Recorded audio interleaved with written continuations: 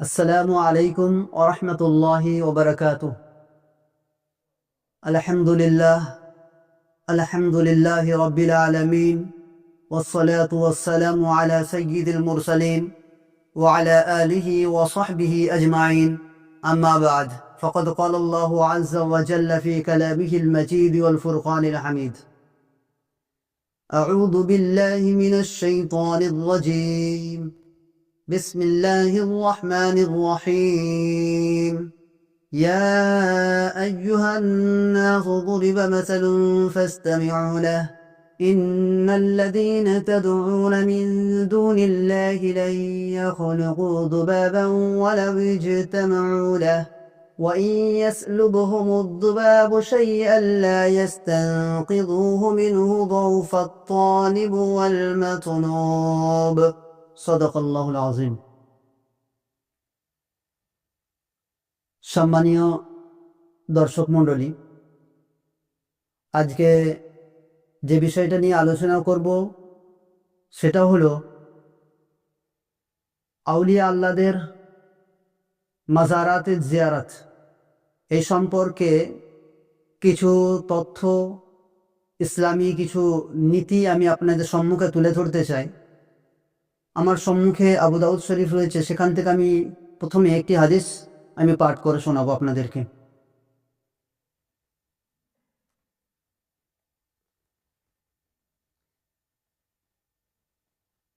عن ابن بريدة عن أبيه قال قال رسول الله صلى الله عليه وسلم: نهيتكم عن زيارة القبور فزوروها فإن في زيارتها تذكرة।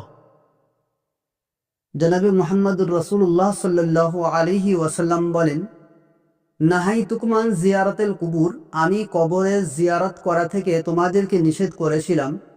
ফাজুরুহা, এখন তোমাদের অনুমতি দিচ্ছি, অর্থাৎ তোমরা এখন জিয়ারত করতে পারো। ফাইন্না ফি জিয়ারাতিহা তাযকিরা, কেননা জিয়ারতের মধ্যে স্মরণ আসে।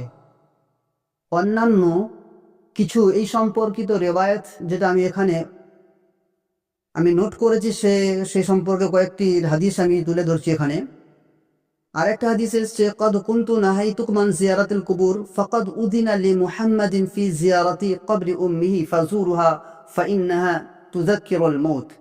আল্লাহ রাসূল সাল্লাল্লাহু আলাইহি সাল্লাম বলছেন যে আমি তোমাদেরকে কবর জিয়ারত করা থেকে নিষেধ করেছিলাম, আর মুহাম্মদ সাল্লাল্লাহু আলাইহি ওয়াসাল্লামকে নিজের মায়ের কবর জিয়ারত করার অনুমতি দেওয়া হয়েছে। অতএব তোমরা জিয়ারত করো, কেননা কবরের জিয়ারত এটা মৃত্যুকে স্মরণ করিয়ে দেয়। অন্য একটি রিওয়ায়াত এসেছে, সেখানে আল্লাহ রাসূল সাল্লাল্লাহু আলাইহি ওয়াসাল্লাম বলছেন, ইন্নী কুনতু নাহাইতুকুম আন জিয়ারাতিল কুবুর ফামান শাআ আন ইয়াজুরা কবরান ফালইয়াজুরহু ফাইন্নাহু ইরাক্কিল কলব ওয়া ইউদমিউল আইন ওয়া ইউযাক্কিরুল আখিরাহ। হাকিমে মুস্তাদরাক। আল্লাহ রাসূল সাল্লাল্লাহু আলাইহি ওয়াসাল্লাম বলছেন, আমি তোমাদেরকে কবর জিয়ারত করা থেকে নিষেধ করেছিলাম। ফামান শাআ আন ইয়াজুরা কবরা, এখন যদি কেউ চায় সে কোনো কবরে জিয়ারত করতে পারে। কেন? ফাইন্নাহু ইরাক্কিল কলব, কেন এটা মনটাকে নরম করে দেয়, এবং ওয়াইদমিউল আইন, এবং চোখ দিয়ে অশ্রু প্রবাহিত করে, ওয়াইযাক্কিরুল আখিরা, এবং আখিরাতকে স্মরণ করিয়ে দেয়। এক কথায় একাধিক হাদিস রয়েছে, সমস্ত হাদিস কটা আমি এখানে পাঠ করলাম না। বিভিন্ন জায়গায় বিভিন্ন ধরনের শব্দ এসছে, যার সারাংশ হলো এটাই যে আল্লাহ রাসূল সাল্লাল্লাহু আলাইহি ওয়াসাল্লাম প্রথমে কবরের জিয়ারত থেকে নিষেধ করেছিলেন। তার পরবর্তীতে যখন মুসলমানদের মধ্যে আকীদা, বিশ্বাস এবং ইসলামী নিয়ম নীতি তাদের মধ্যে পোক্তা হয়ে গিয়েছিল, তখন আল্লাহ রাসূল সাল্লাল্লাহু আলাইহি ওয়াসাল্লাম পুনরায় জিয়ারত করার অনুমতি প্রদান করেছিলেন। এই ব্যাখ্যায় আমি এখানে বলছি, যেটা এসেছে ব্যাখ্যাতে, আমি ব্যাখ্যাটা বলছি। ওমানান নাহি আন জিয়ারাতিল কুবুর ইন্নামা কানা ফি আউয়ালিল ইসলাম, যে কবর জিয়ারতের যে নিষেধাজ্ঞা এটা ইসলামের আরম্ভে ছিল, অর্থাৎ প্রথমে ছিল। ইনদা কুরবিহিম বিইবাদাতিল আওসান, কেননা তারা মূর্তি পূজা আগে করত। তো আল্লাহ রাসূল সাল্লাল্লাহু আলাইহি ওয়াসাল্লাম জাহিলিয়াত বা মূর্খতার যুগের সাথে নিকটবর্তী হওয়ার কারণে আল্লাহ রাসূল সাল্লাল্লাহু আলাইহি ওয়াসাল্লাম তাদেরকে কবর জিয়ারত করা থেকে নিষেধ করেছিলেন, যাতে করে তারা শিরক বা কোনো অপরাধমূলক কাজের সাথে জড়িত না হয়। সেই কারণে আল্লাহ রাসূল সাল্লাল্লাহু আলাইহি ওয়াসাল্লাম নিষেধ করেছেন।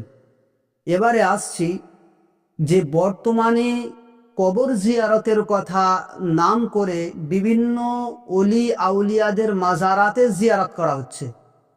আমি এখানে স্পষ্টভাবে একটা কথা বলে দিতে চাই, আল্লাহ রসুল সাল্লাল্লাহু আলাইহি ওয়াসাল্লাম কবর জিয়ারত করার কথা বলেছেন, আর এর ফায়দা বা উপকারিতা সম্পর্কে বলেছেন যে ফাইন্নাহা তুযাক্কিরুল মউত বা ফাইন্নাহা তুযাক্কিরুল আখিরা, মৃত্যুকে স্মরণ করা, আখিরাতকে স্মরণ করা, এর উপকারিতা হচ্ছে এটা।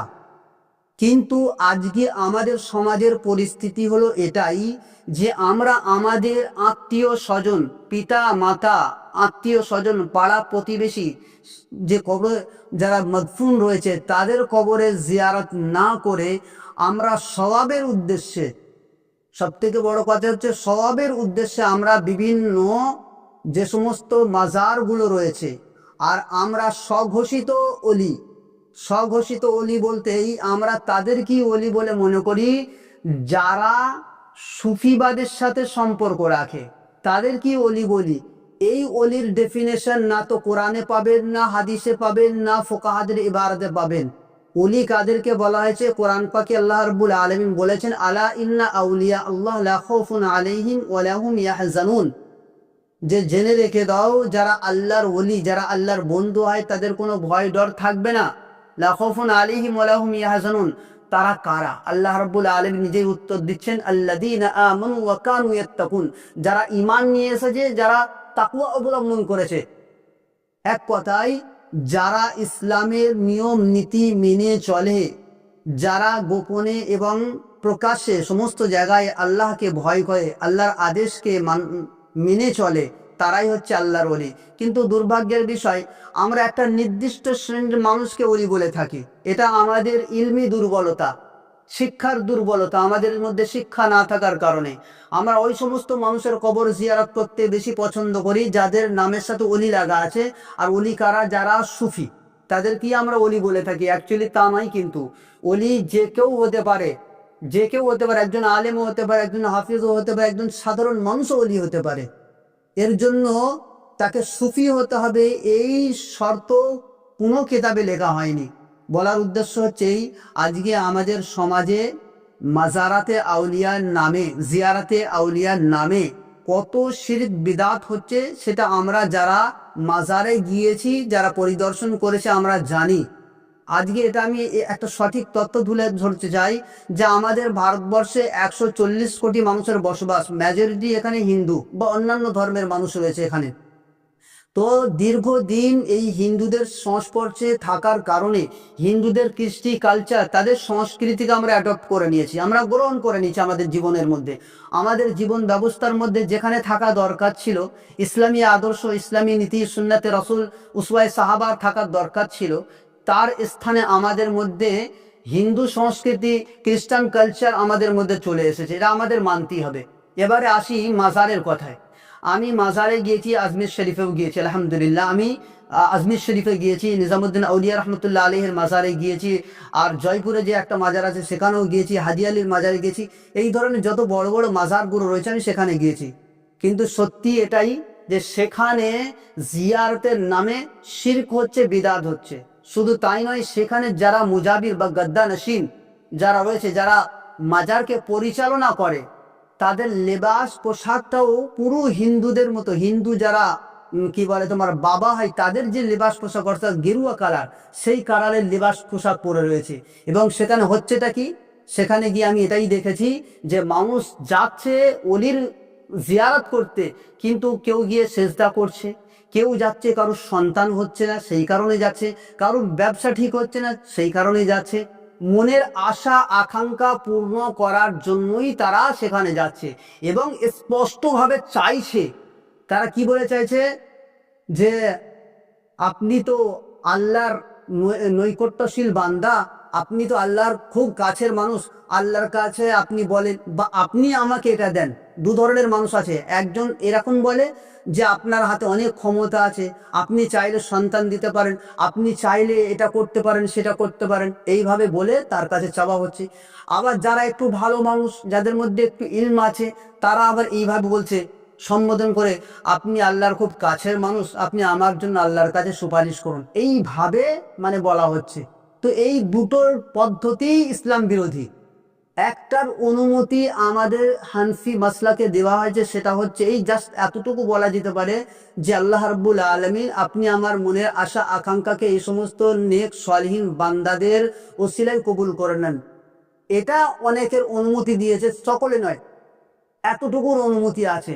কিন্তু মাজারে হয় কি, সেখানে যাই, যারা মাজারে শুয়ে আছে তাদেরকে সামনে রেখে মাথাটুকে সেজদা করা হচ্ছে, তাদের কাছে সরাসরি চাওয়া হচ্ছে। তাদের সন্তান হচ্ছে না, চলো আজমিরে যাই। সন্তান হচ্ছে না, কোথায় যাব? নিজামুদ্দিন আউলিয়ার মাজারে যাব, হাজি আলীর মাজারে যাব। তো এক কথায় হিন্দুরা যেরূপভাবে যে সমস্ত কার্যকলাপগুলো মন্দিরে করা হয়ে থাকে, সেই সমস্ত কার্যকলাপ মাজারেও হয়ে থাকে। যেমন হিন্দুরা কি করে, মন্দিরে চাদর নিয়ে যায়, হিন্দুরা সেখানে শিরনি বাতাসা নকলদানা এইসব নিয়ে যায়। মন্দিরেতে কি লাল ধরনের সুতো থাকে, তারা সেগুলো পরে থাকে। মাজারাতেও ওই ধরনের সুতো রাখা আছে, সেগুলো পড়ছে। সেখানেও আমভাবে খাওয়ানো হচ্ছে, এখানেও আমভাবে খাওয়ানো হচ্ছে। তারা কি বলে, প্রসাদ বলে, এরা তাবাররুক বলে। পার্থক্য এমন কিছু নাই, কিছু নামের পার্থক্য আছে, কাজের পার্থক্য নাই। তারা চাইছে কার কাছে? মূর্তির কাছে।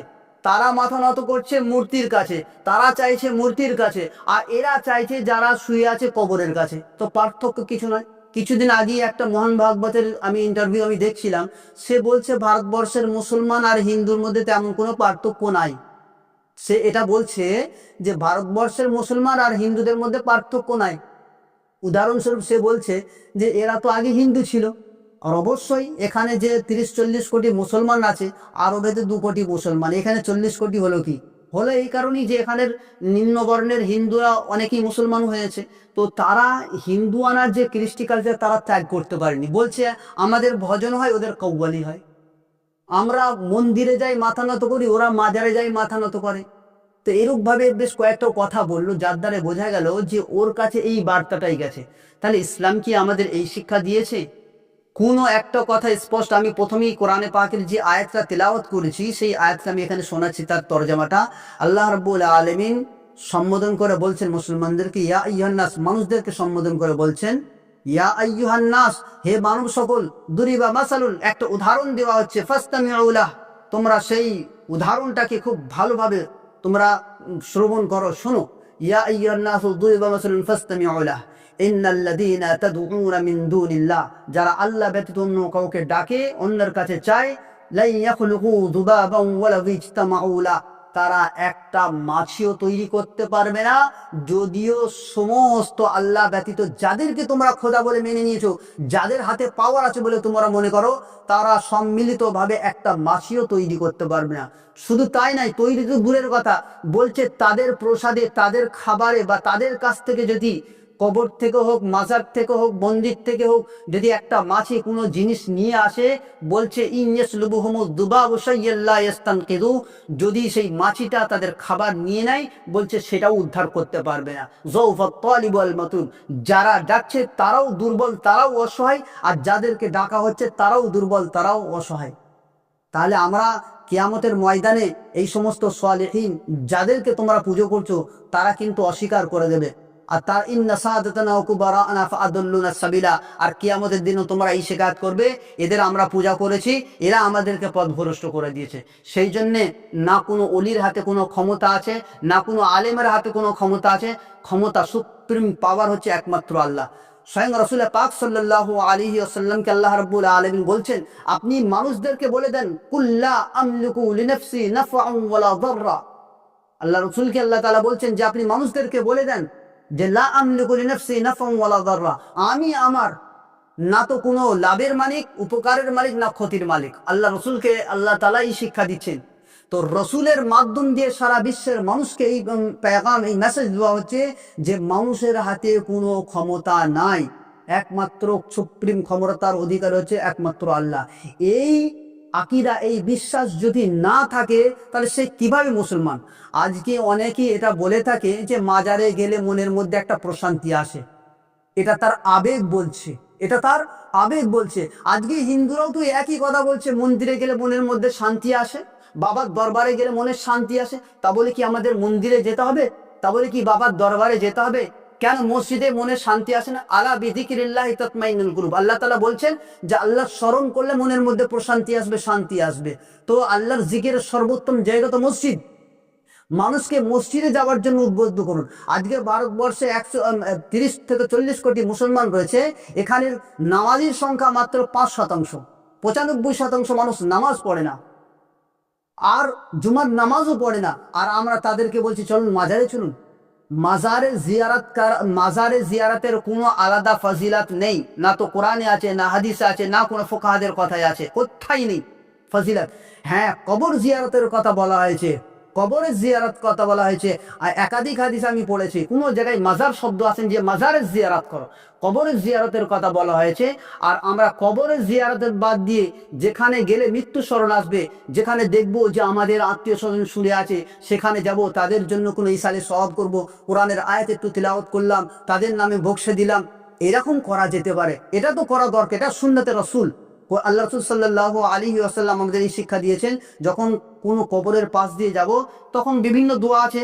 এখানে আমি একটা দোয়া পড়ছি যে আল্লাহ রাসূল সাল্লাল্লাহু আলাইহি ওয়াসাল্লাম কবরের কাছে যেতেন, গিয়ে এটা বলতেন, আসসালামু আলাইকুম দারা কওমিন মুমিনিন ওয়া আতাকুম মা তুআদুন গাদান মুআজ্জালুন ওয়া ইন্না ইনশাআল্লাহু বিকুম লাহিকুন, আল্লাহুম্মা গফির লি আহলি বাকিল গারকাদ। এটাও আছে। আরেক আছে, আসসালামু আলাইকুম ইয়া আহলাল কুবুর আনতুম সালাফুনা ওয়া নাহনু বিল আসার ইয়াগফিরুল্লাহু লানা ওয়া লাকুম।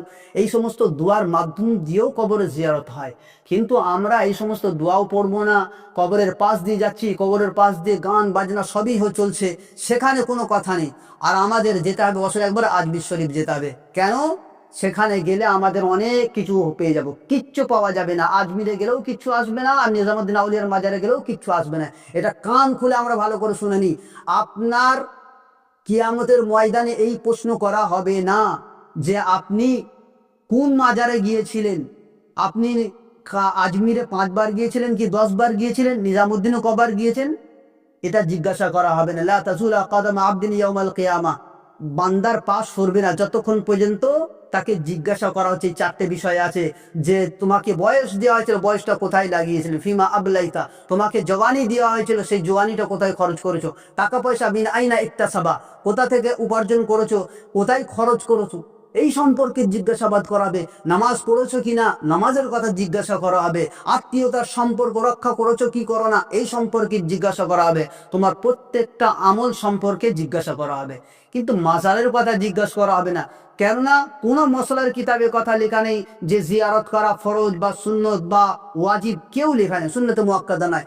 হ্যাঁ, অন্যান্য কবরে যেরূপভাবে জিয়ারত করা হয়ে থাকে আমাদের পাড়ারও করতে পারো, তার সাথে সাথে ওলিয়া উলিয়াদের কবরে যেতে গিয়ে জিয়ারত করো, করতে পারো, অসুবিধার কিছু নেই সমস্ত। কিন্তু জিয়ারতের নামে আজকে যে কবরগুলোকে, মাজারগুলোকে যে মন্দিরের রূপ দেওয়া হয়েছে, সেটা আমরা অনেকেই জানি না। আর সেখানে গিয়ে বলি আমাদের মনে শান্তি আসবে, এটা শয়তানি ওয়াসওয়াসা ধোঁকা ছাড়া আর কিছু নয়। সেই জন্য আমাদের এই সমস্ত কার্যকলাপ থেকে আমাদের বাঁচতে হবে। আরো কয়েকটি আয়াত যেখানে আল্লাহ রাব্বুল আলামিন স্পষ্টভাবে বলে দিয়েছেন যে মানুষের হাতে কোনো ক্ষমতা নাই। লাহু দাওয়াতুল হক, লাহু দাওয়াতুল হক, আল্লাহকে ডাকাই হচ্ছে হক, সত্য। ওয়াল্লাযীনা ইয়াদউনা মিন দুনিহি, যারা আল্লাহ ব্যতীত অন্য কাউকে ডাকে, লা ইস্তাজিবুনা লাহুম বিশাইইন, তারা কোনো কিছুর উত্তর দিতে পারবে না। ইল্লা কাবাসিতি ইয়াদাই, আল্লাহ তাআলা একটা উদাহরণ দিচ্ছে যে পানির কাছে গিয়ে কেউ যদি হাত ধরে থাকে, বলছে মা হুয়া বিবালিগি, পানি তার মুখে পৌঁছাবে না। তো যেরূপ ভাবে পানির কাছে গিয়ে হাত পাতলে মুখে পানি আসবে না, ঠিক তদ্রুপ ভাবে কোনো মাজারে গিয়ে, কোনো মন্দিরে গিয়ে, ঠাকুরের সামনে, মাজারের সামনে গিয়ে তাদের কাছে চাইলে নিজের চাওয়া পূরণ হবে না। সেই জন্যে মুসলমানদের কাছে এই পেগাম অবশ্যই দেওয়া দরকার। আমি মুসলমানদের একটা সাজেশন দেব, বিশেষ করে যারা উর্দু বোঝেন তাদের জন্য। বাংলায় এখন এই কিতাবের কোনো মানে তরজমা এসছে কি আমি জানি না, তবে এই কিতাবটা এমন একটা কিতাব যে কিতাবে আমাদের ভারতবর্ষের জায়গের উলামারা তারা এই কিতাবের তাসদিক করেছেন যে কিতাবটা সঠিক। শেখ জাকারিয়া রহমতুল্লাহ আলাইহে, কারি তাইয়িব সাহেব রহমতুল্লাহ আলাইহে, আসাদ মাদানী রহমতুল্লাহ আলাইহে, দারুল উলুম দেওবন্দের ফতোয়া, গুজরাতের ফতোয়া, মাজাহিরুল উলুমের ফতোয়া, সৈয়দ আবুল হাসান আলী নদভী রহমতুল্লাহ আলাইহির তাসদিকনামা, এক কথায় শেষের 50 পৃষ্ঠায় শুধু তাসদিকনামা রয়েছে। তো সেই জন্য শরীয়ত ইয়া জাহালাত এই কিতাবটা আপনারা সকলেই পড়বেন, যে আমাদের সমাজের যে ত্রুটি দুর্বলতা, আমাদের কি করা দরকার, শরীয়ত না মূর্খতা, কোনটা আমরা গ্রহণ করব। তো আজকের মূর্খতায় আমাদের সমাজ ছেয়ে আছে। তো এই কিতাবটা পড়লে আশা করি আপনারা উপকৃত হবেন। আল্লাহ রাব্বুল আলামিন আমাদের সকলকে মাজার থেকে আমাদের যেন হেফাজত করেন, মাজারের কৃষ্টি কালচার থেকে, মাজারের যে কার্যকলাপ তা থেকে যেন আমাদের হেফাজত করেন। ওলি আউলিয়াদের সম্মান করব, শ্রদ্ধা করব, তাদেরকে খোদার স্থান দেব না। অমিনান নাস মান ইয়াত্তাখিযু মিন দুনিল্লাহি আনদাদা, এমন কিছু মানুষ আছে যারা আল্লাহর সাথে অন্য কাউকে সমকক্ষ মনে করে এবং তাদেরকে আল্লাহর থেকে বেশি ভালোবাসে। আমাদের ভালোবাসার একটা লিমিট থাকা দরকার। অত্যাধিক ভালোবাসা মানুষকে শাখসিয়ত পারাস্তি বা ব্যক্তিত্বের পূজারি বানিয়ে দেয়।